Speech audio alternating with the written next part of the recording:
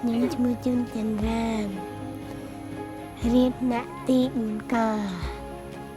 ខ្ញុំជិះកង់ទៅរៀនរៀងរាល់ថ្ងៃខ្ញុំចូលចិត្តរៀននៅសាលា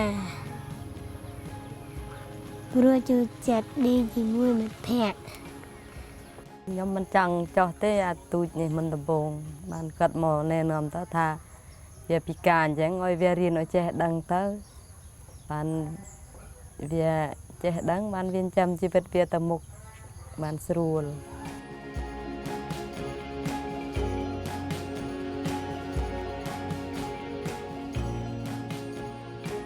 ពីដំបូង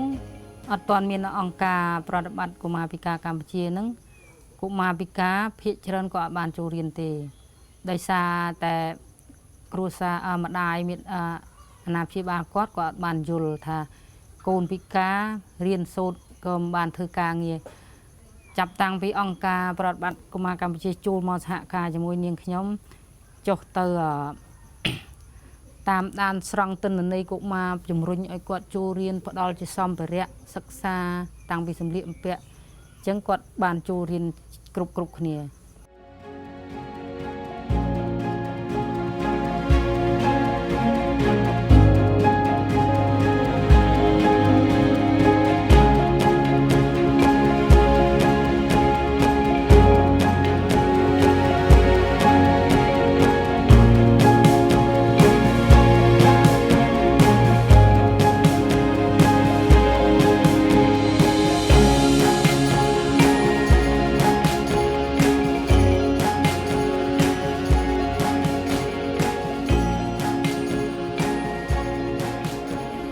បាទក្នុងការបង្រៀនគេហៅថាសិស្សចម្រុះសិស្សពិការនិងសិស្សមិនពិការបញ្ចូលគ្នានោះគឺថាវិធីសាស្ត្របង្រៀនរបស់ខ្ញុំឃើញថាក្រោយពីដែលខ្ញុំបានទៅសិក្ខាសាលារួចស្ដាប់បានពីការណែនាំរបស់លោកគ្រូបង្គោលរបស់អង្គការគឺថាយកចិត្តទុកដាក់ខ្លាំងទៅលើកុមារពិការហ្នឹងគឺថាទី1គឺ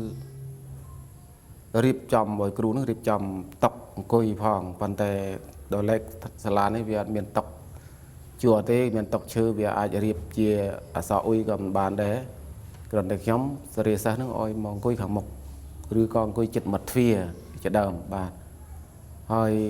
កិច្ចការផ្សេងទៀតនៅក្នុងថ្នាក់គឺថាខ្ញុំឧស្សាហ៍ចំពោះអង្គការនឹងគឺថាគេឲ្យសិស្សពិការនឹងឧស្សាហ៍ឡើងអានឬក៏សរសេរផ្សេងជាអត្ថបទខ្លីៗមិនអោយវែងទេបាទព្រោះអីគ្នាវាយ៉ាប់ក្នុងមិនហៅថាពិការបាទពិការដែលស្ដាប់មិនបានច្បាស់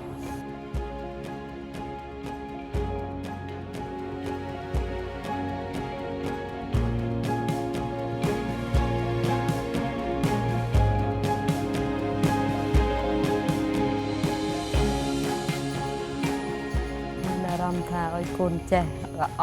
មិនសប្បាយចិត្តឃើញគេអត់មានមិត្តភ័ក្តិវាសប្បាយ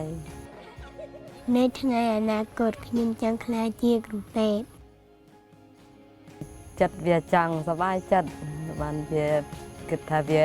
ខុសគេហើយបានធ្វើពេទ្យមកបានព្យាបាលមនុស្ស